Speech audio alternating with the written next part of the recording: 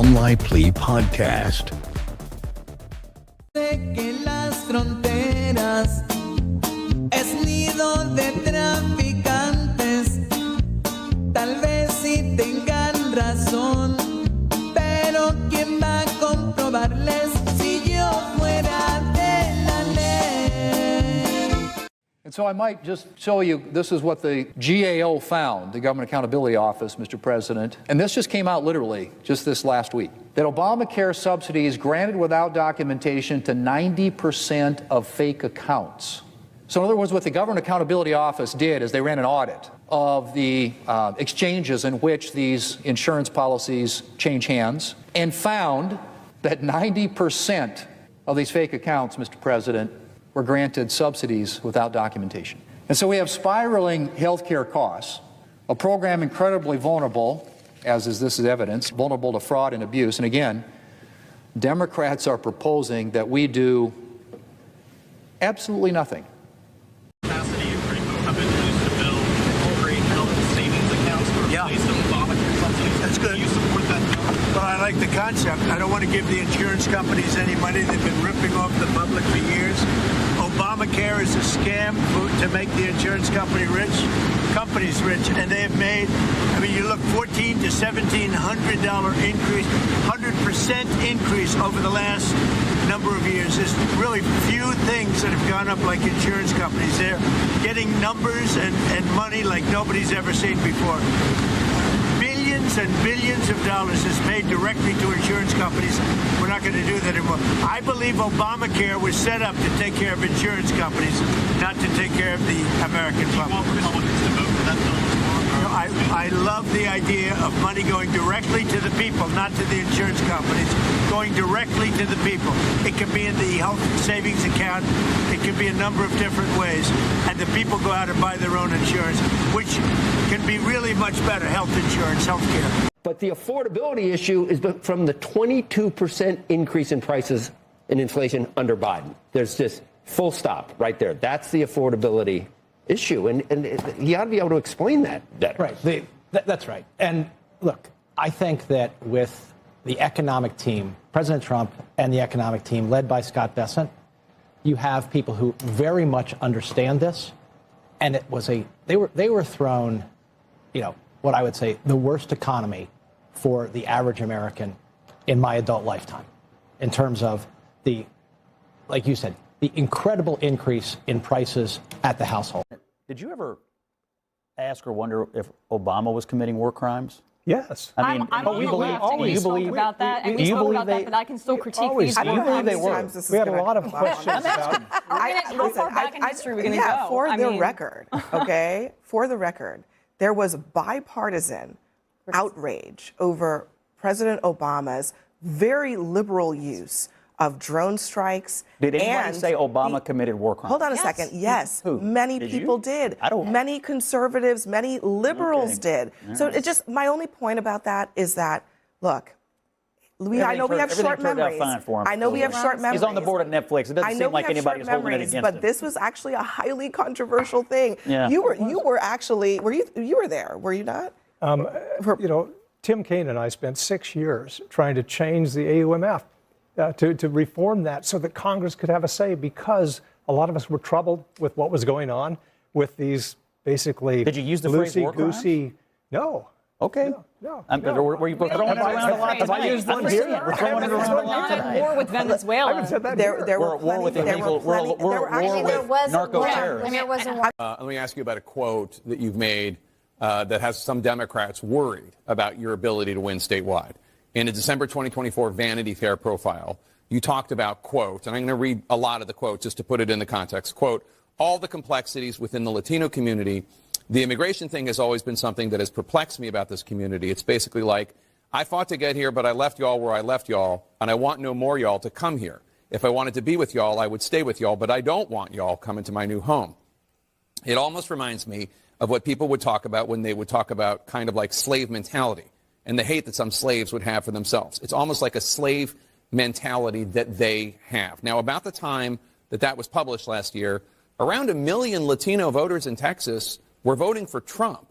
Do they all have slave mentality? No, and that's not what that said at all, to be clear. It did not say that every Latino has that type of mentality. No, but the ones that vote for people who believe in strong or Trump's immigration policies. So I don't believe that the people that voted for Trump believe in what they're actually getting. We don't need white people leading the Democratic Party right now. White men who think like you. To the white men running to be the Democratic presidential candidate, can you not? Where people just get very, very excited about white men. I mean, we have to stop demonizing people and realize the biggest terror threat in this country is white men. Our country should be more fearful of white men. People of color have been saying since the election that the Trump election was about white supremacy. But what about the other side of the coin? White privilege.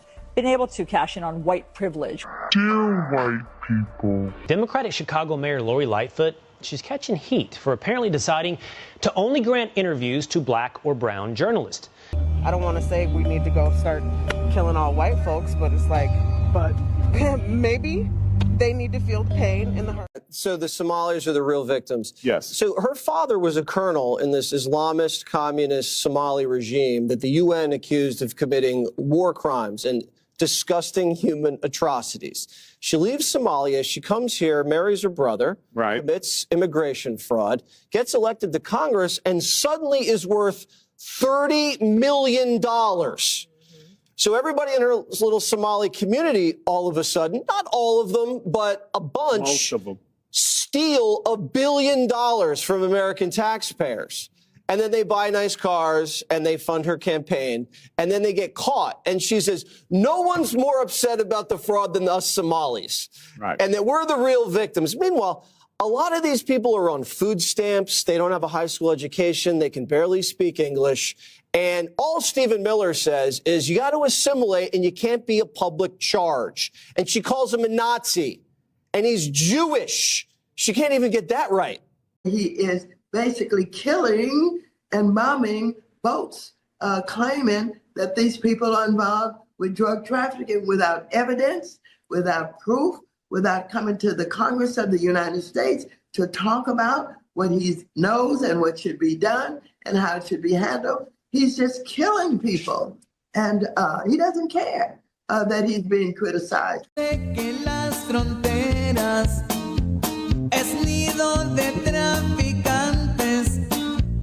Tal vez sí tengan razón, pero ¿quién va a comprobarles si yo fuera de la ley? It's been an interesting day from the standpoint of news. As you probably know, we've just seized a tanker on the coast of Venezuela, large tanker, very large. Largest one ever seized, actually. And other things are happening, so you'll be seeing that later, and you'll be talking about that later with some other people. Very excitingly for me and for the country, we've just learned. Interested in the seizure of this tanker. What happens to the oil on this ship? Well, we keep it, I guess. Where does it go? What port does it go to? Well, you have to follow the tanker. You know, you're a good newsman, just follow the tanker. Do you know where it was going? Was it going Follow to it. China? Get a helicopter and follow the tanker. Is it true it's going to But we're Cuba? gonna, I assume we're gonna keep the oil.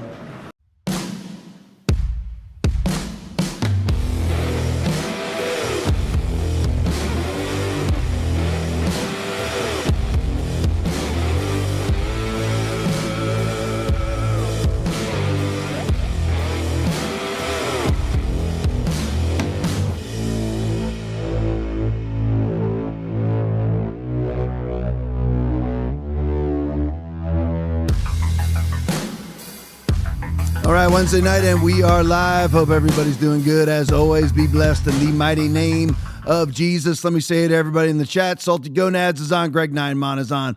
Total G Word is on. Jeannie Malfeasy is on. Captain Cliff is on. Buckeye Nut 1968 is on. Let's see. JD Joy is on. Total G Word is on. Jules 21 Hours on. Sunwoo 45 is on. Robin Aroni is on. Barn Evil is on. USA 1 Mike is on. General Plowman is on. K4 VMS is on. Golfmaster 1 is on. Tim L. T-Bird is on. Arcady Angel is on. Mike Griffith is on. JGCK is on. Guitar Glenn is on. Agravane is on. Imagine That Studios is on. PD Frank is on. Peg McGroin is on. Leon Fish Puppy is on. Ian Mark is on. D9597 is on. Let me see. Mr. Cool Dude is on. Big Jim Go Blue is on. Veronica 18201 is on. Let me see here. Scrolling down. Linesman Sin is on. N. Johns is on.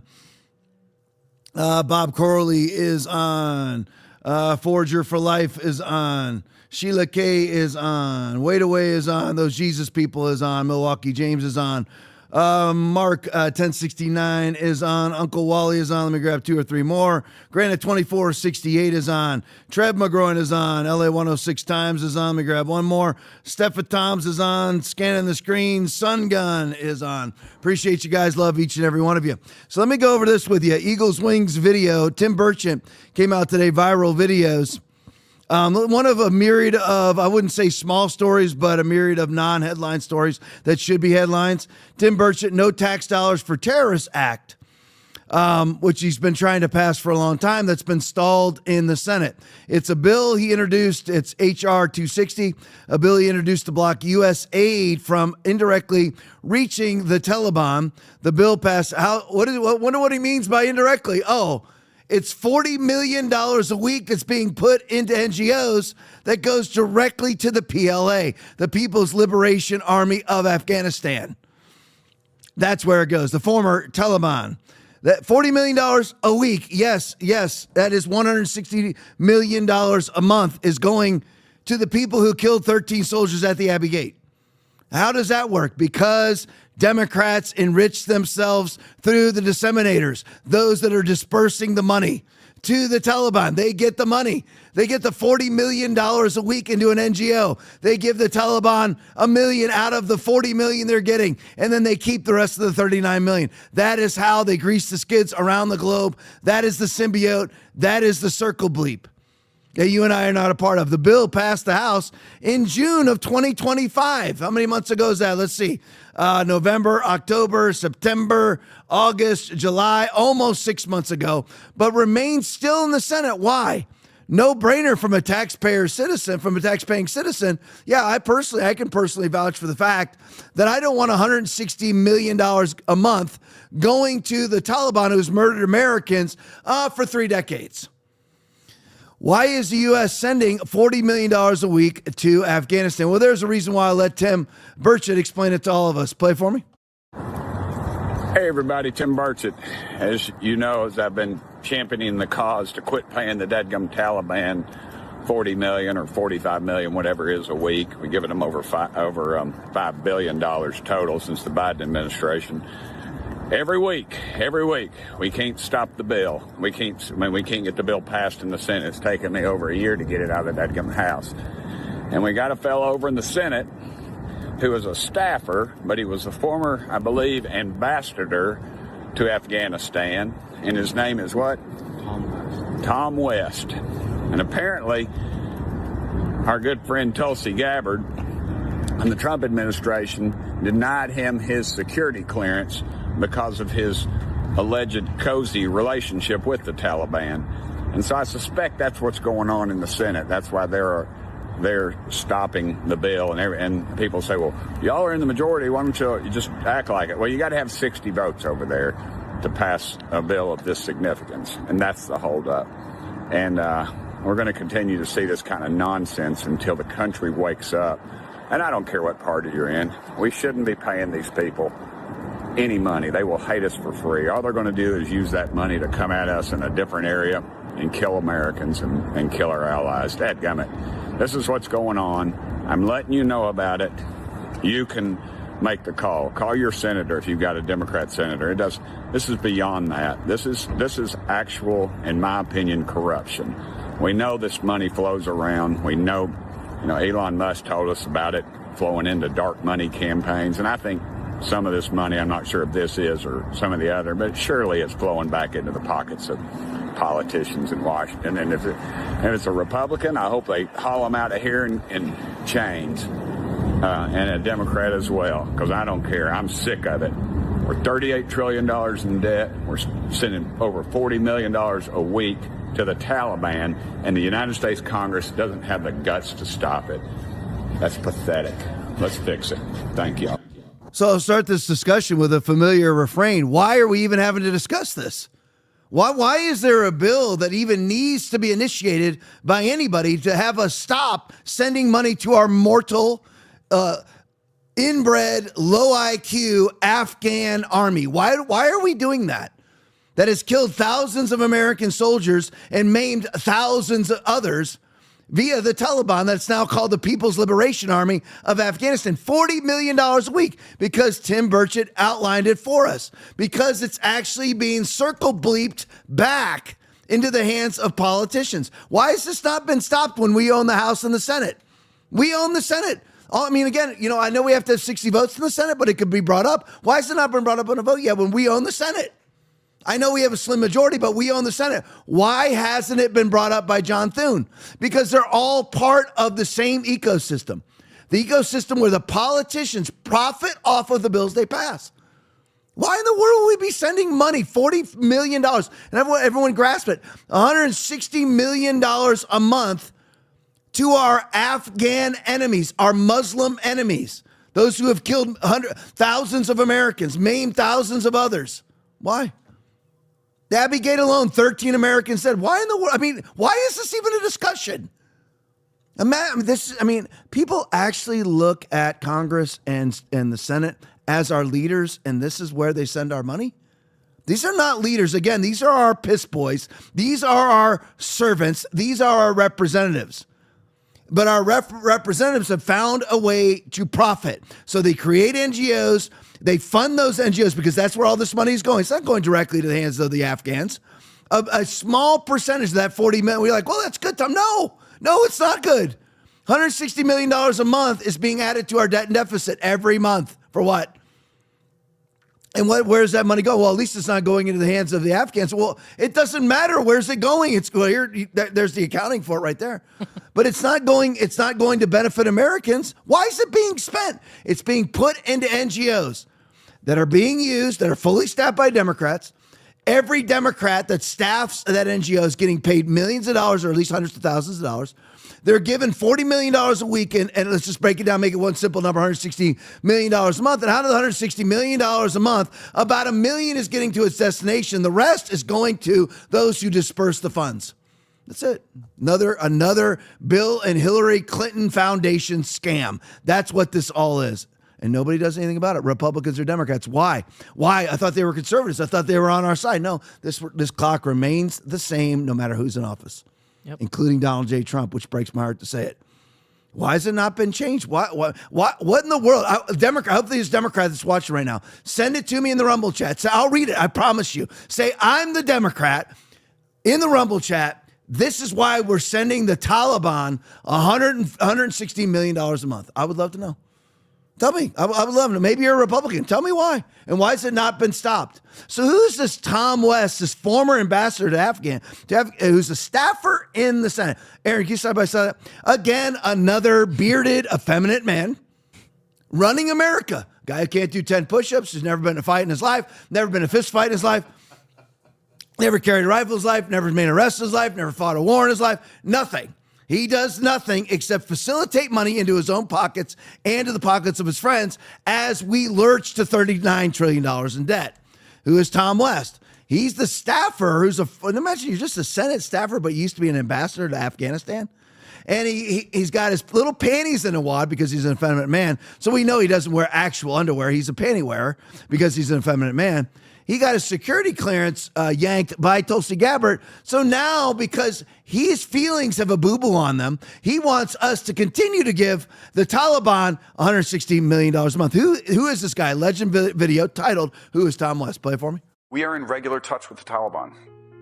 We have a relatively honest and productive dialogue with the Taliban. I think that the Taliban are sincere. My assessment is that the Taliban understand. I think the Taliban are frustrated. We have not passed one sanction against the Taliban since last August. We engaged and 4 Americans have returned. Now, I don't want to sugarcoat things. There are still multiple Americans in the Taliban's custody. One positive thing I can say is that We have backed the shipment of hundreds of millions of physical dollars into the country since last August. I think it's actually over $1 billion at this point.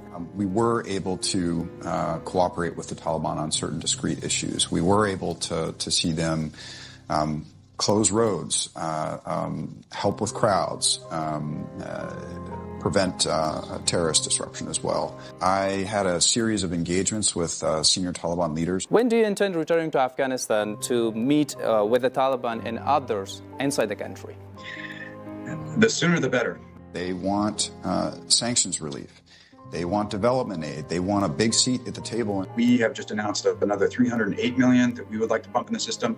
More importantly, the United States is behind mechanisms that right now are getting hundreds of millions of dollars in cash directly into the banking system. They want to seat their... The video goes on for a while. Again, that's a legend video. If you want to watch the whole thing, it's about 4 minutes long. He calls the Taliban honest, sincere, understanding, but frustrated.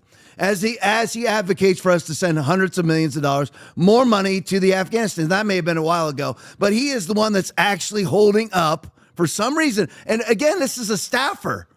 This shows you that the senators and the congressmen and women, they're not running D.C. There is an establishment, bourgeois, swamp, establishment D.C., not to use the word twice, but establishment D.C. that's actually running things. And they honestly believe they're burrowed in like ticks, and that they believe, well, you know what, congressmen and women come and go. We are actually running the show, and that's what's going on there. But it gets to the place where you have a Maxine Waters. Aaron said, what'd you say was she was 89? She's 87. Been, what is it? 87 years old. Or Schumer or Fauci. Fauci was there for 50 years. They all become, even though they're elected, not Fauci, but even though they're elected, they become the establishment. And then they have establishment staffers who end up making all these decisions. I remember 13 Americans butchered at the Abbey Gate because of the incompetence of the Biden administration. And again, that's Lloyd Austin, that's CENTCOM Commander McKenzie, Mark Milley, White Rage Milley. Just that alone. I mean, I don't even have to mention that. There's no reason for us to send $160 million a month to any country, let alone a country that killed 13 Americans, not 3 years ago.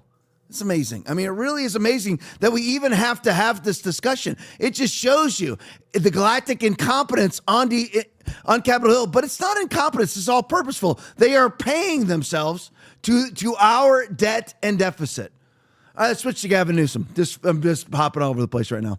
I have to show you this video. I didn't know it. I either didn't remember this occurred or forgot. I forgot or I didn't know this occurred. But two Kevin Dalton videos. Quote from Gavin Newsom. I was up in the hills with these guys when we all turned around. This is during the Palisades fire that he's responsible for. When my hair literally burst. There's video of it, and they threw me in the car, and a guy hit my hair, throws me in the car, and says, get the F out of here. So Newsom says that his hair lit on fire. Play it for me. I was up there in the hills with these guys, and we all turned around when my hair literally burst on. There's a video of it, and they threw me in the car. The guy hits my hair and throws me in the car, says, get the fuck out of here. All right, so he says that his hair lit on fire. Now again, he's up there battling the fires as he's standing there and does nothing. So he says his hair lights on fire. Here we are again. It's like Hillary Clinton when she lands and she's under enemy fire, all that, and then we run the video, and it's a greeting ceremony on a tarmac. She said she landed under enemy fire. I can't remember what country it was in. It was like Bosnia or something. And she lands under enemy fire, not realizing, I guess there's 40 cameras around at the time before cell phones and all that, taking video of the greeting ceremony. Nothing ever happened. And none of these people ever suffer any ramifications for any of these things because the media is owned by them. The media is Pravda Goebbels media. But now we have the internet, we have Twitter, we have Rumble. So at least we can expose it to the thousands that are on those platforms. So anyway, he says his hair, when my hair literally burst, his hair was on fire. Get another Kevin Dalton video. So this comes out and they get attacked for it. So here's the video that they put out to show that Gavin Newsom's hair lit on fire. That's what this is the video they put out. Kevin Dalton video, embarrassing. Gavin Newsom's press office put out this video to defend the fact that his hair burst into flames. I guess that's just another side effect of climate change, that at any moment your hair can just burst into flames, right? Well, so this is the video they put out proving that his hair burst into flames. Gavin Newsom's press office so desperate to back up the lie about his hair catching on fire that they released video evidence that doesn't show his hair catching on fire. Play for me.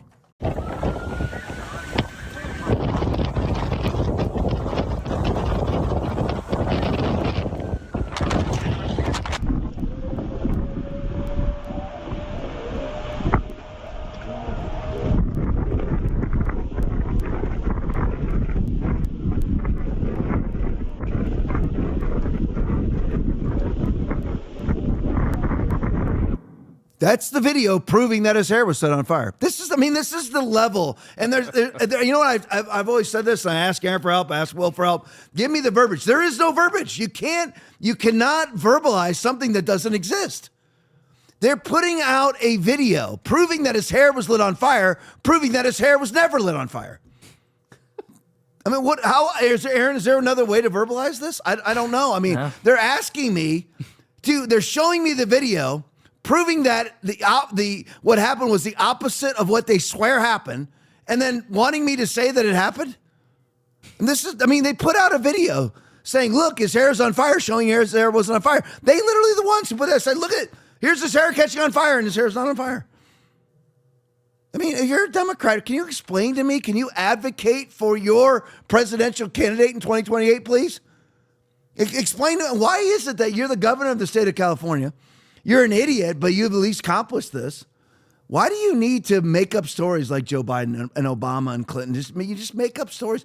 Why do you need to do this?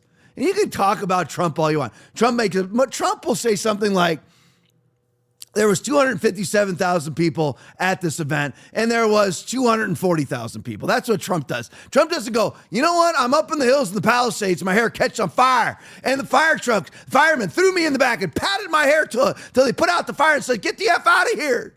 None of that happened. There's the video there. There's the event. That never happened either. No firefighters. Nobody threw him into the limousine. Nobody threw him into the van. Nobody's patting his hair to put the fire out because the fire never happened. How do you put out a fire? How do you have firemen patting your head to put out the fire when there was no fire to put out? I mean, it's truly unbelievable to me. Let's go to another Democratic video that went viral. Libs a TikTok video. Here is the apropos named Kentucky State Rep Sarah Stalker, says that she doesn't feel good about being white every day, claims whites have privilege. Play it for me. I'm going to be honest. I don't feel good about being white every day for a lot of reasons, because it's a point of privilege that I get to move through the world in a way that so many of my other colleagues and friends and family members of the community don't get the privilege to do. And I'm just a female, but just a woman, just a white woman. If I was a white man, I would be functioning from a point of an even greater privilege. I think we're missing an opportunity when kids have a moment to reflect about how the color of their skin does and does not allow them to move through the world. Running to them and trying to stifle that and trying to say you shouldn't feel bad, so we don't want to ever expose you to something that is going to make you have to pause and have maybe some internal feelings. It's a missed opportunity for some really good dialogue. As Aaron said during the entire video, name it. And that's the same thing I always espouse. You're claiming that we have white privilege. Now, again, let's reverse the races if I actually said there was black privilege. So name how exactly I have white privilege. I would just give me the list. I would love to know how exactly I have white privilege. What does my whiteness give me that it doesn't give a black person or an Hispanic person or anybody else? I simply want a list. That's all that I want. Give me a list of the privileges that I have that you don't have. That's all that I would like to know. Now, she says that she doesn't feel good about being white every day. I just want to make this clear. I am very, very proud to be white. I'm fine being white. I like being white. I don't want to be any other color. I'm perfectly I don't feel bad about being white at all. And I am so sick and tired of people trying to put on the chains of guilt around my neck. No, thank you. I have no guilt. It reminds me of that Rob Schneider bit where Gavin Newsom is trying to institutionalize reparations in the state of California, which is absolutely hysterical. In other words, give black people reparations in California, a state that has not one living slave owner, obviously not one living slave owner, not one living slave, in a state that never had slaves and never had slave owners, and yet wants to give reparations to black people in the state. And it's so disgusting to me. And why is it that every liberal woman has to have a sore on her lip, for one thing? And it's just so disgusting to me that you are going to say, I feel bad about being white every day, when she doesn't. She doesn't ever feel bad about it, and so everybody does. I don't care about race. I honestly don't care about it. I look at every single person as a soul. Are they saved or are they not? But I certainly don't want to be any different race, and I don't want anybody else to want to change their race either. Everybody should be proud. And here's the thing. You are not allowed to say certain things as a white person. I'm sick of it. I'm sick of it. When we can be denigrated with the racism, it's just like right now, there's no real martyrdom in the Muslim community. None. All the people that are being butchered for the sake of their religion are Christians around the globe. Martyrdom has reached galactic levels never seen before in the history of Christianity right now. And it's the same thing with racism. The racism is all directed at white people now. That is just a fact. You're like, all might be slightly hyperbolic. I don't know. I mean, you're just allowed to say whatever it is that you want to say. I mean, we showed the video in the pregame, white men are the existential threat. White this, white privilege, white men are the problem. What if the roles were reversed? What if we used different verbiage and we said Asians or Hispanics or black people were the problem? I'm sick of it. I mean, they talk about, what do they call it? It's not, like black exhaustion, black whatever it is. Everyone's just sick and tired of it. I'm tired of it. I'm tired of the race discussions. I have no guilt. I don't want to hear about it. I mean, at all. I have absolutely no guilt at all about being white. None whatsoever. And I feel great about being white, black fatigue. Yeah. Sick and tired of it. Sick and tired of it. I don't want to hear it anymore. Yep. I don't want to hear it. I don't care. If that makes black people hate me and call me a racist, I don't care. Because you know what? If it was the roles were reversed and all of the racism in the 60s and 70s was directed at white people, and white people were still griping and complaining about it, I'd have white fatigue as a white person. I'm sick of it.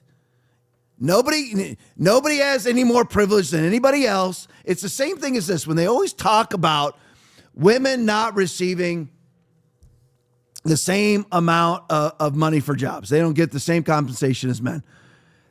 Show us. Show us where a female doctor doing the exact same job as a male doctor gets less money.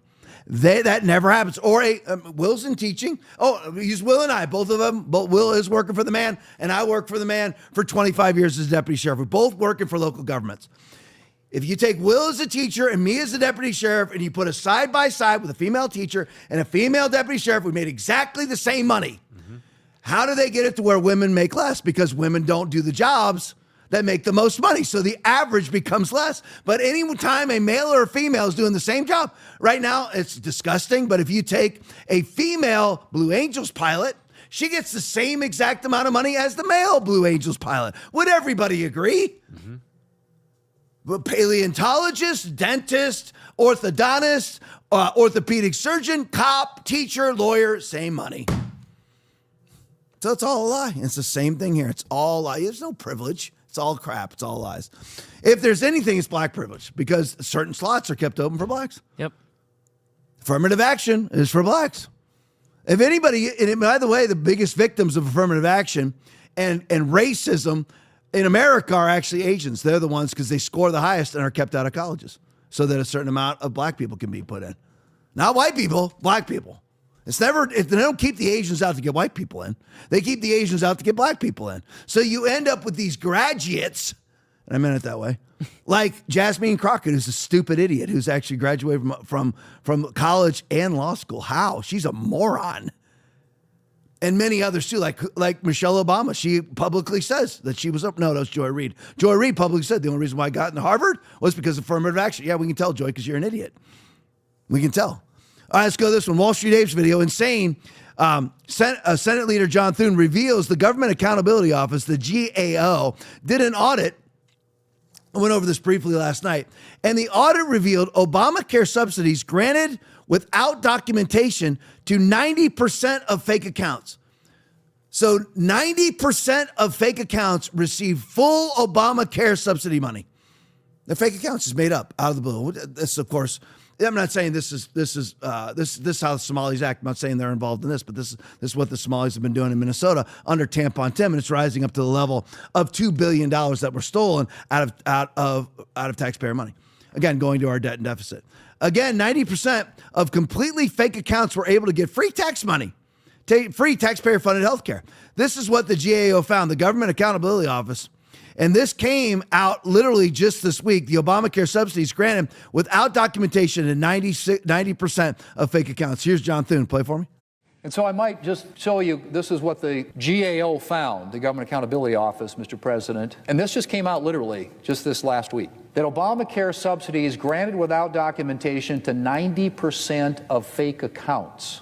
So in other words, what the Government Accountability Office did is they ran an audit of the exchanges in which these insurance policies change hands and found that 90% of these fake accounts, Mr. President, were granted subsidies without documentation. And so we have spiraling healthcare costs, a program incredibly vulnerable, as is this evidence, vulnerable to fraud and abuse. And again, Democrats are proposing that we do absolutely nothing. The Democrats are trying to refund, again, the ACA, which is the Affordable Care Act, which is Obamacare. They want to just simply refund it when it's been proven that if you put in for Obamacare as a fraud, as somebody who does not exist, 9 out of 10 times you'll get the money. And Democrats simply just want to continue. It's just like drug boats offshore. We just want to continue a lot. We play that video. You see that video over and over again tonight of the drug boats that are right off the shore of wherever, Venezuela. And there's like 10 or 20 of them with 4 or 5 outboards on them. And the Democrats want to just keep that going because, again, somebody's making money off of it via an NGO. Well, it's the exact same thing here. The insurance companies, which are all leftist, donate to Democrats. So they just want to blindly continue to fund them because Chuck Schumer knows I fund Blue Cross Blue Shield. It funds me and all my friends and our wives and our kids who work on their boards and are their lawyers and are their counselors, are their contributors, whatever it may be. That's what they do. I mean, they perform different services for these insurance companies. It all goes back into, it really is that simple. It really is. All of this money, you're like, why would anybody want to just simply blindly refund an institution that is granting 90% of fraudulent applications to be fully funded? Why would that happen? Because they profit off of it. So this is the living embodiment, Lindell TV video. This is the living embodiment of the Democratic Party. This is absolutely perfect. Watch our reporter from Lindell TV, pressed Rep. Sarah McBride, which is Rep. Tim McBride, a fully penis man walking around in girls' clothes going to the women's restroom, dressed as a woman.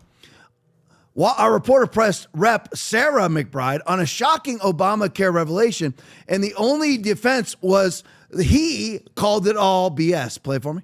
Government watchdog group set up a number of fake accounts and discovered that 90% of Obamacare subsidies were actually granted without any documentation, no social security number, no income verification. What do you make of this, and why do you guys want to continue to extend a program that's clearly failed the American people, especially for another 3 years?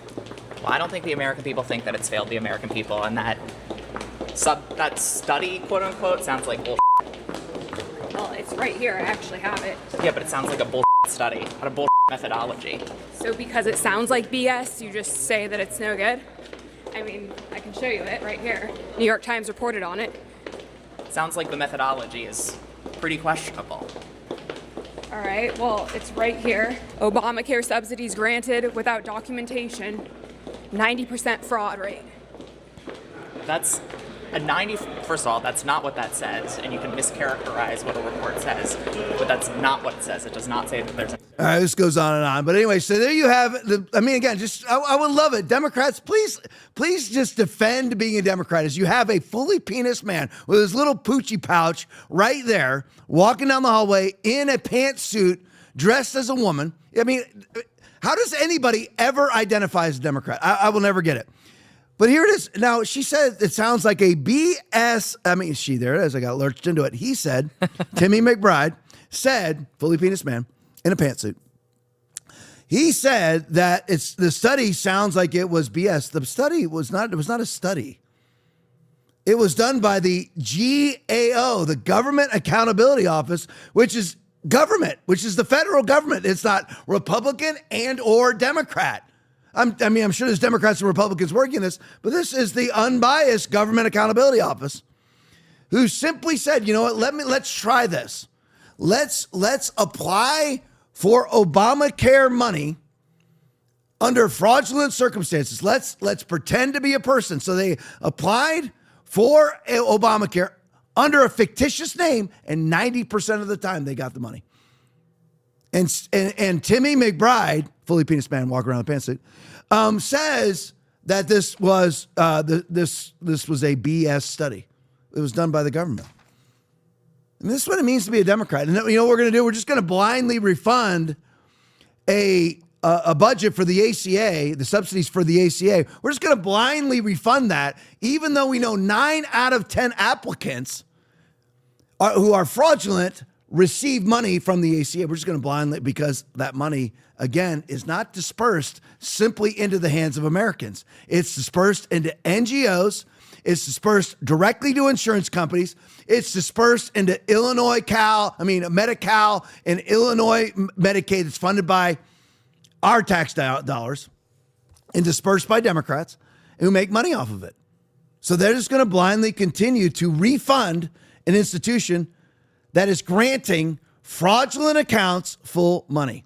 All right, Right Angle News Network. Now, here's the video that I played several times in the pregame. I'm going to play it again once or twice in the postgame because I find it incredibly amusing. Here are the breaking. A cartel-run social media page has just exposed what the remember the shipwreck fishermen, shipwreck sailors? Aaron, you side by side. All these, you just leave it right. Yeah, that's perfect. And then these are the prices too. I'll do that before I even show the video. But anyway, so this is who Chuck Schumer is concerned about saving, and also Timmy McBride, and of course Maxine Waters, espousing the virtue of these wonderful human beings right here that are loading up. That one right there has 6 outboards on it. These are partially submersible vehicles on the water. I don't know how fast a boat with 6 outboards can go. But these are the fisherman boats. These are the shipwrecked sailor boats. Imagine being a Democrat and you are in your passion in life, your zeal for life, your cause for the day is I want to save the lives of these people. Now look at these costs of these boats. Each motor, the Mercury's 30 to 50 grand. The Mercury Verado V10, 45 to 50 grand. The Yamaha XTO, 45 to 50 grand per motor on the back of these. That's not even the cost of building that boat, by the way. Let's see. Suzuki, 350 horsepower, 35,000. The Mercury Verado, 80 to 100,000. 7 Marine 627 SV, $100,000. And of course, the Democrats want to make sure that we allow these people to safely traverse our waters, interdict them, arrest them, give them their full constitutional rights, and then release them back or what? No, you know what? If you are going to illegally cross our borders or attempt to, you should be able to be taken out as the Trump administration is doing. But here's what the Democrats want to continue, just like they want to continue the ACA spending. Play it for me. Sé que las fronteras es nido de traficantes. Tal vez sí tengan razón, pero ¿quién va a comprobarles si yo fuera de la ley? There you go. And that's what the Democrats want to continue to. They want the drug trade to just continue status quo. Imagine that. I mean, I would love for somebody to defend this. I would just love to hear the virtue of allowing those men to continue to traverse the Caribbean and the Gulf of America onto American soil and kill Americans. I would love to hear it. But somehow the Democrats are doing it, and the media, of course, picks it up. All right, let's go to Cabal here for a moment. Let's say Matthew, I'm going to butcher this name, Kamanzuli video. So everybody knows now that what's being imposed on the internet now is age requirements. An age requirement. You have to be 16 or above. They're doing that here, and everybody is singing the praises of it. Because now, whether it's Republicans or Democrats, whether it's a world leader like Anthony Albanese here from Australia, now the government is going to keep kids off the internet via internet ID. And Aaron, if there's a better term for internet ID, let me know what it is. Mm-hmm. But anyway, so they are going to now force you to identify age verification. Age verification. You demand. I knew you'd think of it. So they now are mandating age verification. Now, the problem is that now I have to verify my age. Will, Aaron, you, everybody has to verify our age. Now, once we do that, what does that give them? The ability to shut the internet off for us. Once you give them your ID and they can track your account, they can just simply, and by the way, that will then kick into digital wallets, that then kicks into social credit systems and CBDC. That will now, because now they have you. It's just like the fools who go and put their DNA into one of those heritage sites where you can track your false heritage back to being like a member of the Zulu Nation. Whatever it may be. So anyway, this is being espoused by conservatives even as a great idea because it will keep kids off of Pornhub. Who should be keeping their kids off of Pornhub? The federal freaking government or the parent? My kids weren't allowed on Pornhub. How did you do it, Tom? You know, this is interesting. You're going to like this, Aaron. Aaron's the father of a new baby. Will's got two younger kids, but one's about to go in high school. You know how I managed to, version of traversing waters, how I traversed those waters? I didn't allow them to do it. Well, yeah. There it is. Makes sense. You weren't allowed to have a computer in your room. There you go. No problem. Done. And now what will happen when they turn, when phones came out, by the time that everybody had a phone, they simply weren't allowed to have them. How's that? How could you do that? You know how I did it? I did it. That's how I did it. I've had people, how did you get your kids to go to bed? Because they made them go to bed. But what about them getting up? Get up? What? That's an option in your house? So who's supposed to keep their kids off of porn? We are. The parents keep their kids off porn, not these globalist, leftist, bourgeois elitists who would gladly abort them in the womb, who would gladly cut off their penises, testicles, and breasts when they're 14 years of age, because all of these globalist, bourgeois elitists, like Anthony Albanese, the Prime Minister of Australia, these are all globalist perverts is who they are. So Matthew Kamanzuli video, let parents be parents. Here's Albanese. Play for me. It's the Prime Minister here, and I wanted to speak to you directly about something very important. From December 10, if you're under 16, you're no longer allowed to have a social media account. You'll know better than anyone what it's like growing up with algorithms, endless speeds, and the pressure that can come with that. That's why we've taken this step to support you. If you have questions, by all means, reach out. Talk to your parents, your teachers, and your friends.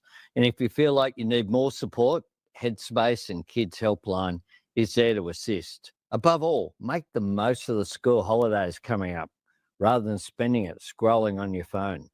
Start a new sport, learn a new instrument, or read that book that has been sitting there on your shelf for some time. And importantly, spend quality time with your friends and your family, face to face.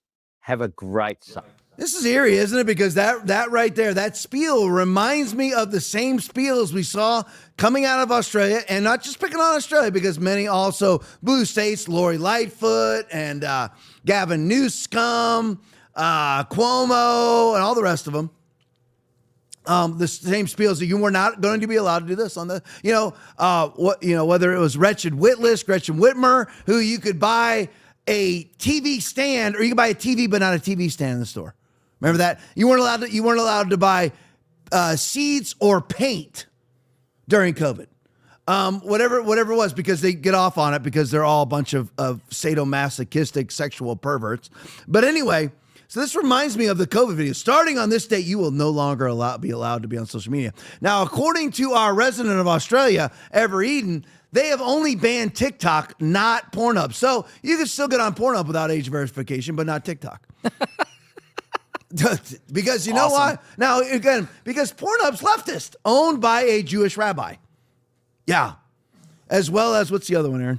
What's the other? OnlyFans. OnlyFans. Yep. OnlyFans also owned by Jewish people too. Weird. And that, it's, all just coincidence. So strange. It's very strange. I mean, very strange. But again, we're not allowed to, we can't criticize that because if we say that a Jew owns, what's it called again? OnlyFans. OnlyFans and Pornhub, then we won't be blessed. We'll be cursed. We'll be cursed. Yeah. Right? That's what Ted Cruz says. So I guess Ted Cruz would never criticize Israel for owning Pornhub, which is allowed in Australia, but TikTok isn't.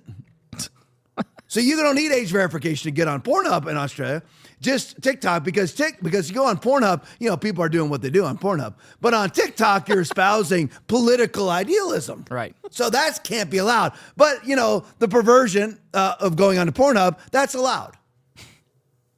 Weird how that works, isn't it? Alex Jones video breaking. Australia announces internet ID under the guise of banning social media for youth under the age of 16. Here's the real reason why they institutionalized this age verification. Play for them. You see the headline, Australia bans social media for under 16. That's not what that is. It's an internet ID where everybody gets internet ID, whether you're 85 years old or 16, and you got to go be tracked everywhere you go. That's the holy grail of the whole system. That is the mark of the beast. That is the control system. It's the same system. Everything's internet. A credit card, a digital phone call, everything. Your banking. And you think all the debanking and harassment we've gone through with BlackRock and the rest of it was bad. Jamie Dimon got asked about it and said, grow up. That's his response. Well, you debanked Trump and his whole family. Should you get in trouble? Oh, just grow up. Grow up? You put us in a digital straitjacket? Australia launches youth social media ban. It says will be the world's first domino. I was going to put in the live show headline, first domino, before I saw this article. That's the government's going, ha, ha, ha. It's the first domino for the whole world. And now we're going to get total control, social credit score. They're saying it. So, Drudge, look, you're smart. I know. Get the headline right. Australia implements internet ID. And with that, everything else. And I told Texas, good people in it, let's not let kids get on Pornhub. Let's not let, the parents should be controlling that. And so now, and these states have done this, you've got to go do age verification or whatever. And that's the training wheels for the internet ID. The UK's passing internet ID and saying the same thing. Oh, we don't want kids to see pornography. Yeah, right. Keir Starmer's already tracking everything you're doing. Now he wants to be able to turn your internet off and bar you access. That's the social credit score, what China's got. And the first thing they got 9 years ago was their internet ID. And then right after that, they got the social credit score. It's the implementation of that. But don't worry, it's voluntary. It's all voluntary until the entire system in order for you. What happens is it starts off as biometric ID in Australia is the same exact way as Australia also goes cashless, while we have Palantir in the White House who also wants to do the same thing here. So again, we can pick on Australia all we want, and Australia deserves to be picked on. Canada deserves to be picked on, but the biggest state in our union is worse or as bad or worse than any of those countries, which is California and many other blue states also. So luckily we have federalism, so we are able to have our own Florida without having to be a Gavin Newsom California. But again, see what happens is it's all, again, and those of you who watch this podcast know what's about to be said. It's all about leveraging you into a one world commerce system with a singular access point to all one world commerce, controlled by somebody like Anthony Albanese, controlled by the UN, controlled, by, I don't even want to say different individuals, whatever it may be. But anyway, just controlled by the globalist leftist bourgeois elitist. But that's what it's about. And again, this is right out of the book of Revelation. Now, it starts out as voluntary. In Australia right now, they want you on biometric ID, but you don't have to have it. You can just use it. Now, remember, and again, this is all biblical. This is all book of Revelation 13, 1 Thessalonians chapter 5. For when they shall say peace and safety, then sudden destruction cometh upon them as travail upon a woman with a child, and they shall not escape. But ye, brethren, are not in darkness, that day should overtake you as a thief. 1 Thessalonians chapter 5, 3 and 4. For yourselves know perfectly the day of the Lord so cometh as a thief in the night is 5:2. So anyway, a lot of people know those verses. But anyway, so for when they shall say peace and safety. Aaron, why are they bringing this in? Peace and safety. Peace and safety, baby. They're keeping kids safe. The same kids, they would gladly abort and lop off their penises. Right. Suddenly, they want to keep them safe. The kids that they actually want to lop off their sex organs want to keep them from diddling their own sex organs on Pornhub, allegedly. Suddenly, it's about peace and safety, right? Any kind of peace. That was all of COVID, right? They're going to absolutely turn every country into a totalitarian state for the sake of peace and safety. What did COVID usher in? The infrastructure, the vaccine passport was the infrastructure for CBDC and social credit systems now that is now fully implemented in the largest country on the planet, 1.4 billion Chinese. That 0.4 is more than are in the United States, just so you know. So you have 1 billion more people in China than in the United States. Think of that. And they're fully run by every single corner, every single square inch is covered by a camera, full facial recognition, facial recognition technology. Anything you do is marked, printed, and you are either rewarded or you are punished. And you never are told until you see it taken out of your account or you're banned from riding a bus or whatever the punishment is. So it always starts off as voluntary. How does it start off as voluntary? Well, they tell you, well, you know what? This will be more convenient. When you have that biometric quantum dot tattoo on your right hand or on your forehead, because he causes all, both small and great, rich and poor, free and slave, to receive a mark on their right hand or on their forehead, and that no one may buy or sell except one who has the mark or the name of the beast or the number of his name.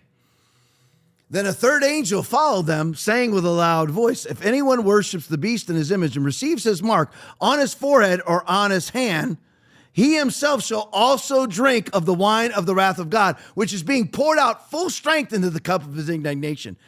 He shall be tormented with fire and brimstone in the presence of the holy angels and in the presence of the Lamb. And the smoke of their torment ascends forever and ever, and they have no rest, day or night, who worship the beast in his image, and whoever receives the mark of his name. Revelation 14, 9 through 11. First one was Revelation 13, 16, and 17.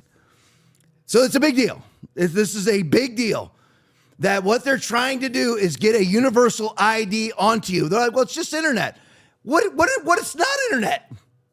Tell me one aspect of your life that isn't internet, and now they want to control your access to all commerce because all commerce is on the internet. Well, they're doing it to keep kids off of porn. No, now everybody has to register. As Aaron said, which is the most poignant of all points, is anonymity's gone. Yep.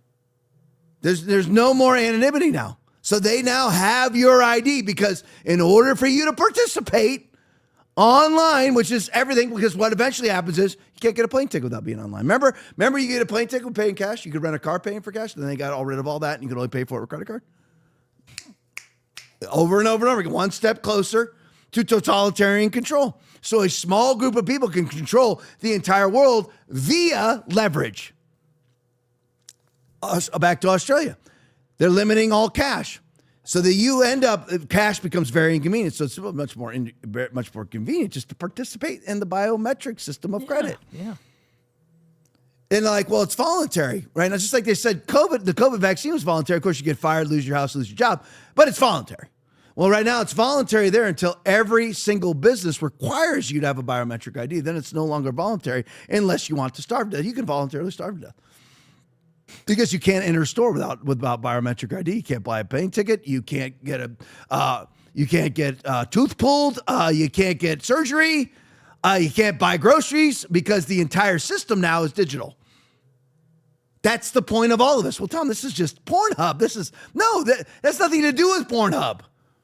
It now has to do with eventually what happens is it all starts off in an isolated area, but then it always ends up growing into, in order for you to go on Google, you've got to have an ID. And that, by the way, that's already happening. More and more of the time you go on, this requires, a QR code, some sort of verification, whatever it may be. So it is an open door to leveraging you into a one world commerce system, because now commerce is the internet. I hate to say it. I wish it wasn't true. I hate it. Some ways I like it, because I'll be lying if I said I don't enjoy ordering something and shows up next day at my house, because I'm lazy. So I like, oh, really? By the way, I don't do it. I tell my wife, I send my wife a picture of what I want and say, can you order this for me? That's how fat and lazy I am. Fat tub of goo. I do that. I'm like, oh, I need that. Ching! I send her a pic, and she's like, you're like, you don't even get your fat butt out of your chair. No, she's like 10 feet away in the other room. I send her to her. Oh order my gosh. this. And she sends back, okay, done. It's already ordered. It shows up at my house next time. I'd be lying if I said I didn't like it. But here's the thing. Again, they start off with convenience, and it turns into being mandatory. And you can't participate. This is all that. You need to please read the Bible. Please understand the Word of God. Revelation 13, Revelation 14, 1 Thessalonians chapter 5, 2 Thessalonians chapter 2. Read your Bible. Understand what is happening right now. Peter St. Ange video. Japan is hitting the debt endgame as bond yields soar to 40-year high. Listen to this. Play for me. Japan is closing in on the government debt endgame. Has the fiat collapse chosen its first big target? Last week, Japanese bond yields soared to 40-year highs as fears grow that Japan's out-of-control debt will lead to out-of-control inflation. The trigger was yet another $135 billion stimulus package. That's almost $1 trillion in U.S. terms, printing government debt hand over fist to buy a couple more months for Japan's debt-swamped zombie economy. The package sent bond yields soaring as markets bet Japan's inflation will keep rising, while raising fears whether Japan can handle its colossal government debt that's equivalent to $70 trillion in U.S. terms. This puts Japan in a no-win situation. If it keeps rates low, the zombie economy keeps going, inflation keeps rising, the yen crashes, import prices soar, and Mrs. Watanabe, who votes, cannot afford rice. But if they hike rates, interest payments on government debt spirals out of control, while Japanese businesses are starved of capital, so tax revenue collapses. Miraculously, Japan managed to step on both landmines at once with a massive stimulus package that both hikes inflation and raises interest costs. The background here is Japan's central bank manipulated cheap interest rates in the 1980s to drive an epic economic bubble. At one point, the land in Tokyo was worth more than all the land in the United States. The land under the Imperial Palace was worth more than the state of California. Japanese companies were buying everything in sight, from the Hollywood studios to the Rockefeller Center. As always, the central bank boom was a tissue fire. It burned bright and it burned short. When it burned out, Japan embarked on 35 years of stimulus with near-zero interest rates and an endless series of stimulus packages, summing to over half of GDP, so that's about $15 trillion in stimulus in U.S. terms. Essentially, it was the 2008 Wall Street bailout, but for the entire Japanese economy.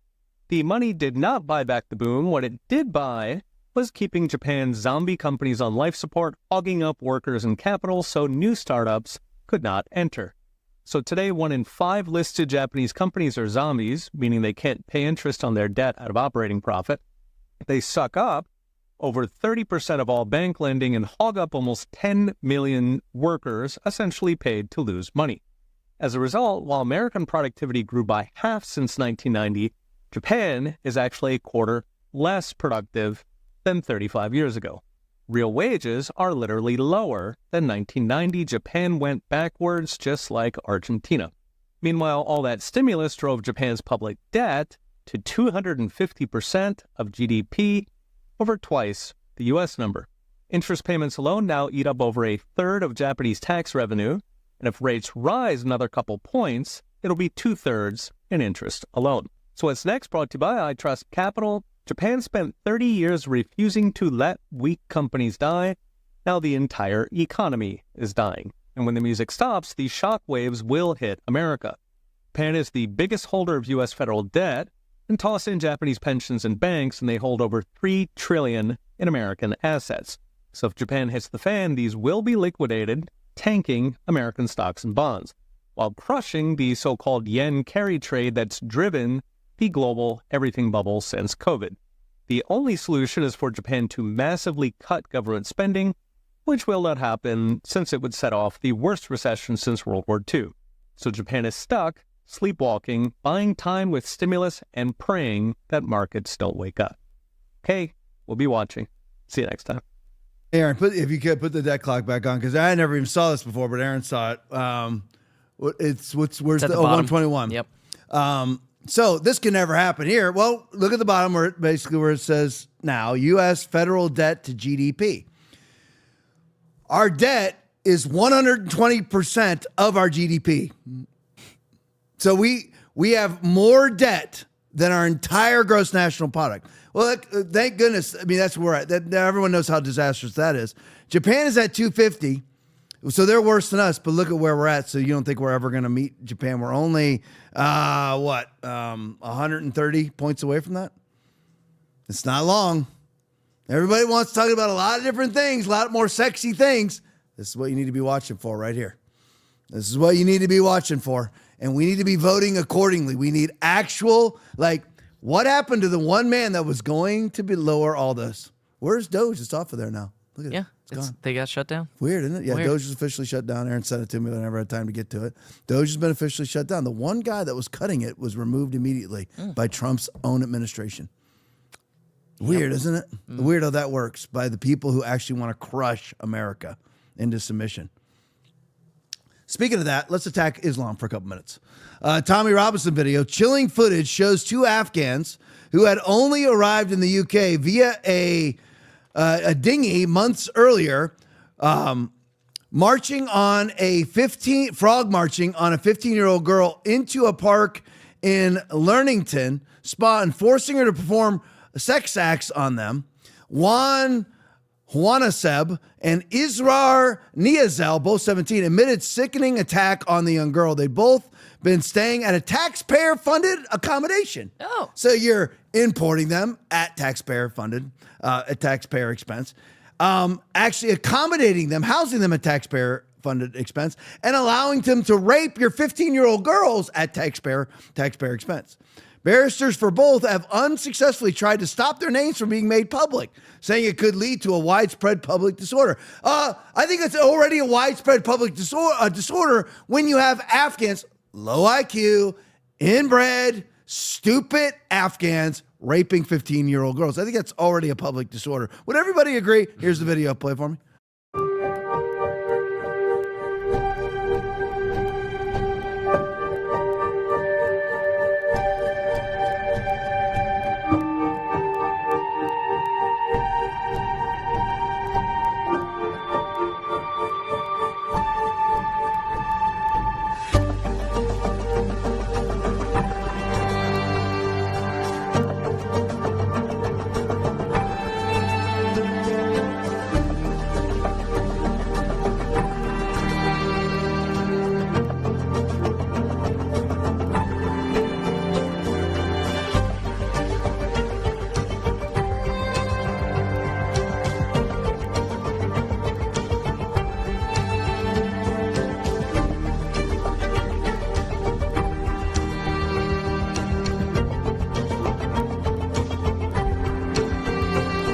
And we just need to understand this was an absolute brutal rape, full-blown rape done, perpetrated by these two guys. And again, this is where there's no verbiage because it makes no sense. Verbiage only can encapsulate things that make sense. Why in the world would you, as a leftist, want them in your country? Can you explain that to me? Why? It makes you feel virtuous? What exactly? They don't contribute. They're all on welfare. Same thing here in the United States. The numbers keep coming out and coming out and coming out, and they're worse and worse and worse. Don't have time to dive into the United States right now. But of course, we have the same problem here. But anyway, so you have these two guys in the country allowed in by Keir Starmer and by the Labor Party and really the Tory Party, just like here in the United States. Tory Party is supposed to be conservative, but they're as conservative as the Republican parties here, which they're not conservative. But anyway, why are they ever allowed in to begin with?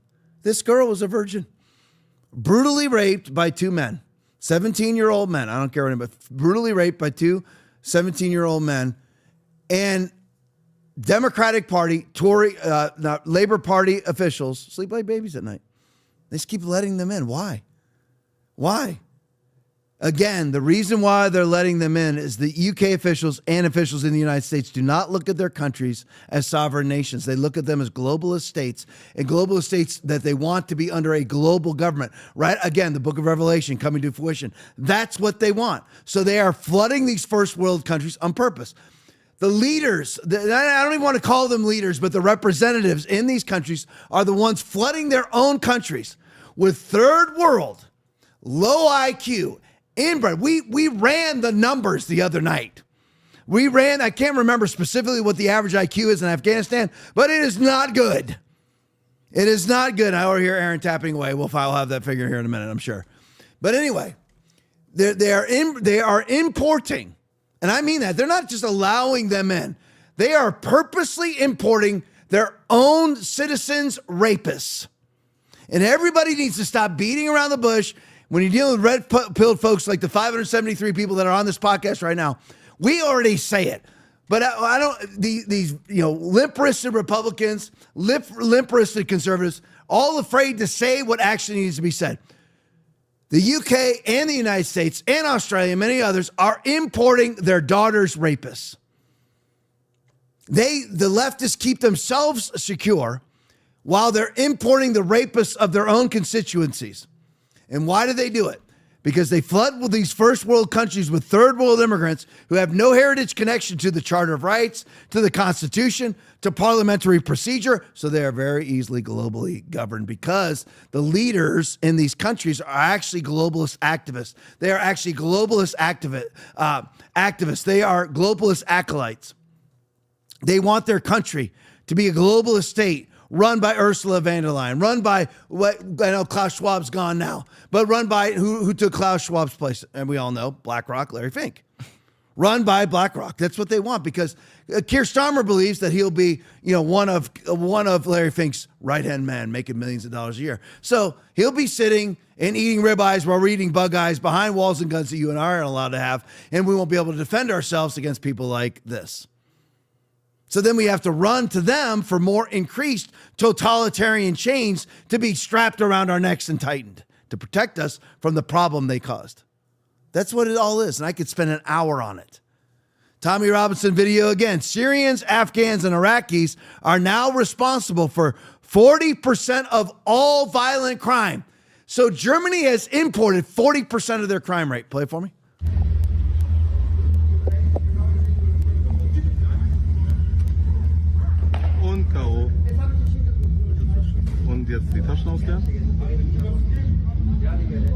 Who would want to import crime? The people who want you to run to them to solve it. That's who.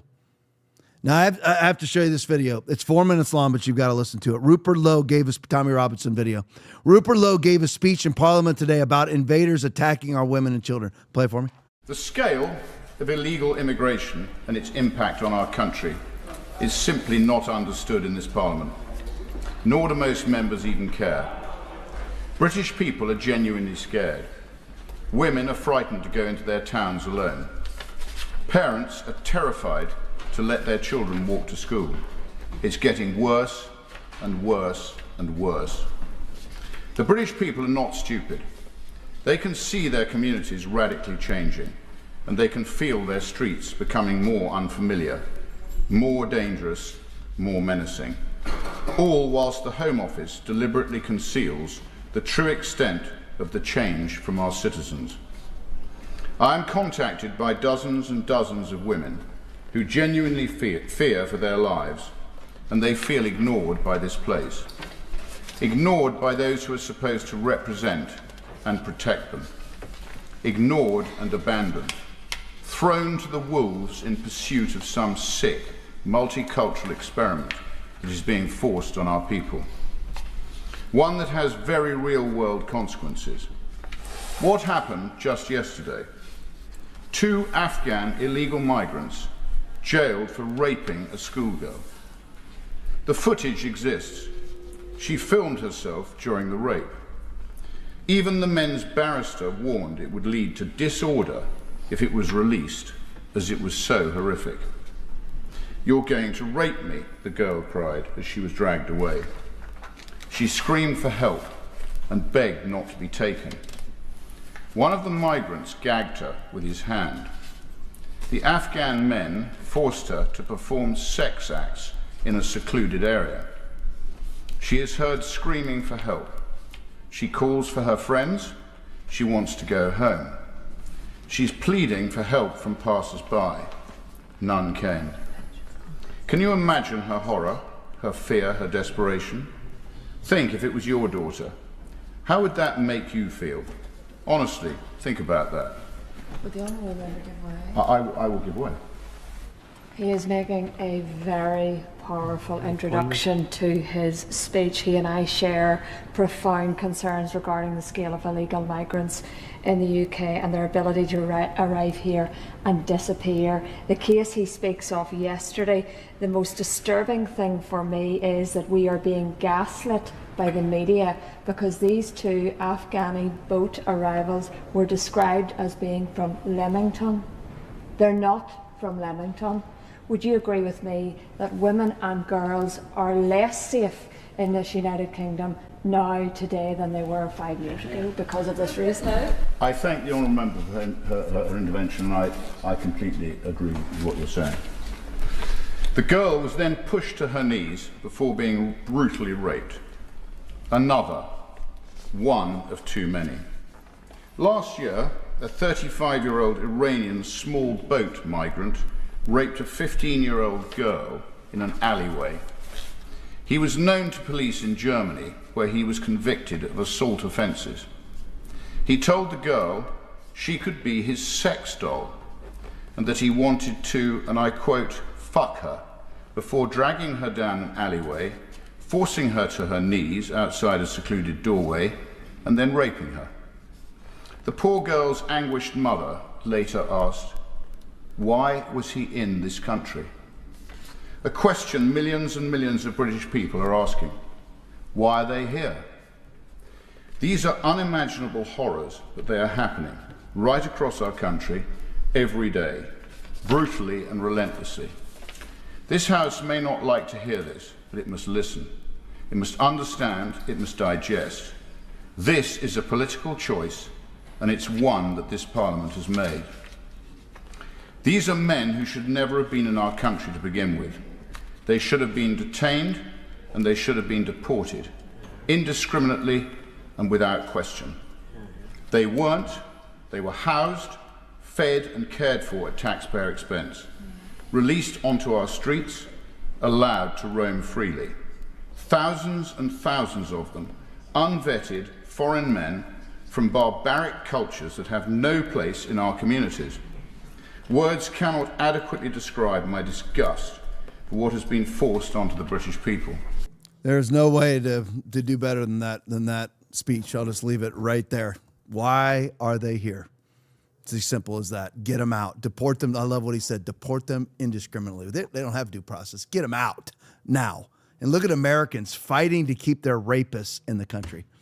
All of these, I said I wasn't going to talk, but all of these women, all these Karens, these leftist women with their hair lopped off and everything else, screaming at ICE agents are enabling their own rapists to stay in the country, although I don't know if anybody would rape them. But anyway, true. Because they probably, even an Afghan migrant would go, okay, she's too gross. But anyway, why are they here? They shouldn't be. It's as simple as that. Trump's trying to keep the drugs off of our shores. What do the Democrats want? Bring the drugs in. Trump closes the border. What do the Democrats do under Biden? 15,000 a day. Illegals, rapists, murderers, carjackers, drug dealers, child sex traffickers are allowed in the country under Biden. They should never be here. All right, that's it. What do we got? What is it? 10:18. Wow. Rumble Rants Tonight. Nude Monk. Wow, big one. $120. Thank you, Nude Monk. Jules, 21 hours miss. Very dependable. Thank you. $10. Thank you guys so much in the rant. Thank you guys so much in the chat. Love you guys. No podcast tomorrow. I'm going to the Tampa Bay Bucks game tomorrow night. So I'll be in Tampa during the podcast tomorrow, watching the Bucks play the Falcons. So no podcast tomorrow, but we are back on Friday night as usual at 9 o'clock. Stick around for the post game. It's awesome. Love you guys. See you Friday night, 9 o'clock. God bless you. The greatest in the kingdom of God is who? He who approaches him as a child. Matthew 18:4. He who humbles himself like this child is the greatest in the kingdom of heaven. Stop being so stoic. Listen, there's nobody more conservative, gun-toting, prepper, Ford truck driving, Trump supporting guy than me. But when the Lord enters the room, I will dance before the Lord with all of my might. Have you ever had a question you were too afraid to ask? Or a thought you knew everyone was thinking but no one dared to say out loud? Welcome to the Hope Hotline, where nothing's off limits and we say what others won't. Real talk, raw truth, your questions finally answered. Thanks for watching the Tom Laipply Podcast. We appreciate your support. As a special thank you, when you donate $25 or more, you will get a free TLP koozie. Enjoy your favorite cold drink while tuning in to our latest takes on current events. Your support keeps us going. Donate now to claim yours. The retirement thing for air traffic controllers is also, again, it just shows how much he doesn't know. I know people talk about him as a genius, but to me, I think he's probably one of the dumbest, luckiest people to exist on this earth. Never scared and she ain't never been. Who else willing to go toe to toe against the president? I can't wrap my head around someone who votes Republican. She advocate for feeding kids, they protect the ones touching them. Trump invading his own country with an army, what a joke. We remember Pearl Harbor by illegally bombing boats. What century are we in? The 7th century. The 7th century? I actually don't know. What year was the U.S. founded? What year was the U.S. founded, starting with you? I don't know, this one. Guess. 1890 something, I don't know. Who did the U.S. gain its independence from, starting with you? From France? Yeah. I don't know, is it France? I don't know.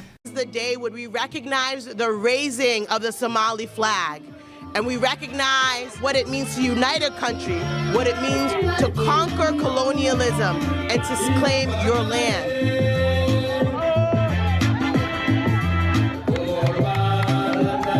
I challenge somebody to go and find a clip of a Democrat invoking violence. Let's extinguish him for good. I will go and take Trump out tonight. We're going to fight it in the courts, and we're going to fight it in the streets. When they go low, we're going to bury them below the Capitol. That's what we're going to do. We take them to the mud and choke them out. You know, there needs to be unrest in the streets for as long as there's unrest in our lives. I just don't even know why there aren't uprisings all over the country, and maybe there will be. We're walking down a damn different path. We're fighting fire with fire, and we're going to punch these sons of bitches in the mouth. I'd take him behind the gym and beat the hell out of them. Punch back, kick back, dunk over their heads, and win some fucking power. Fight back, punch back, and make sure that they stay down. And you know what? Kick them when they're down, because they deserve it. I think that you punch. I think you punch. I think you're okay with you okay with punching. We are at war. And that's why the gloves are off, and I say, bring it on. We are not only gonna punch you back, but we are gonna knock you out. Like we're in a war right now to save this country, and so you have to be willing to do whatever is necessary in order to save the country. Well, I am here to tell you, not only are we gonna punch back, but we about to beat you down. And goddamn it, shut down the Senate! We are at war! When they go low, we kick them. Even in states where Donald Trump won big, that it does you any good running away from Donald Trump. I think you need to go back and punch him in the face. Let's make sure we show up wherever we have to show up. And if you see anybody from that cabinet in a restaurant, in a department store, at a gasoline station, you get out and you create a crowd. And you push back on them. And you tell them they're not welcome. boy, anywhere. On te voit de partout, frère. Voilà, merci, merci. On te voit à Nice et tout. Je suis partout, mais par contre, je suis en plein concert, mec. Mais fais-le. Bah oui, mais je peux pas. Quoi, là Bonjour à tous là. Mon ami, s'il te plaît, il faut que tu me laisses faire mon concert, s'il te plaît. Non, c'est pas grave, sois pas désolé, ça part d'une bonne intention. Non, par contre, fais pas ça, s'il te plaît. On peut pas mettre des coups sur mon piano, s'il te plaît. Là, par contre, faut que tu parles. Attends. Non, mais faut que tu parles. Attends, doucement. Tu fais quoi? Tu tapes sur mon piano? Comment ça, doucement? Y a pas doucement si tu tapes sur mon piano. Arrête de crier. Mais toi, tu tapes sur mon piano. Non, allez, vas-y, maintenant c'est bon. C'est bon, vas-y. Voilà, t'as gagné, t'as eu ce que tu voulais, Allez. The night has come and the land is dark. Oh, wow. And the moon is the only light we'll see. No, I won't be afraid. Oh, I won't be afraid. Just as long as you stand by me. So darling, stand by me. Oh, stand by me. Oh, stand by me. Stand by me. It's the sky that we.